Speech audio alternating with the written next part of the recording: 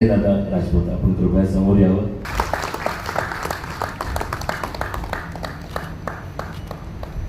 गोवर्धन सभागृह ज्यामध्ये विविध सांस्कृतिक आध्यात्मिक स्वरूपाच्या कार्यक्रमांना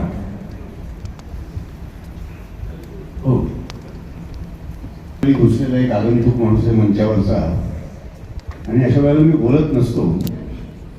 पण हा थोडासा भरून आलेला असा आहे की इथून एक 30 किलोमीटरवरच्या खेडी पानेरा नावाच्या एक 200 उमऱ्याच्या गावात जन्म घेतलेला 74 वर्षापूर्वी, आणि त्याचा कधी कवितेशी संबंध येऊ शकला नसता. सुरेश भट नावाच्या एका महापुरुषाने कवितेच्या एका महावटवृक्षामुळे त्याचा या क्षेत्राशी संबंध आला.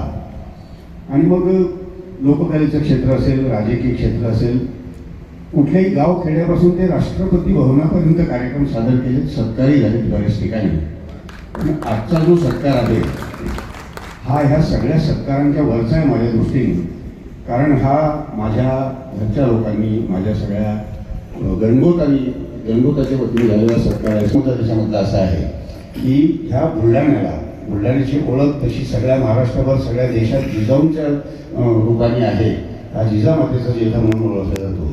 तसंच आजच्या युगात ज्या लोकांनी बुलढाण्याला ओळख दिली त्यात एक अत्यंत महत्त्वाचं आणि अत्यंत अग्रगण्य असं नाव आहे, ते म्हणजे भाईजी चांगत.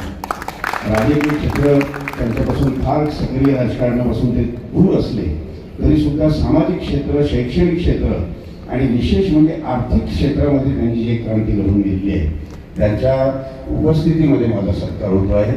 हा सत्कार म्हणजे त्यांनी दिलेला आशीर्वाद आहे, माझ्या बुलढाणेकरांनी दिलेला आशीर्वाद आहे असं मी म्हणतो. आणि नम्रपणे आपल्या सर्वांची रजा घेतो, कारण ती ताजव्यात तोलू नये.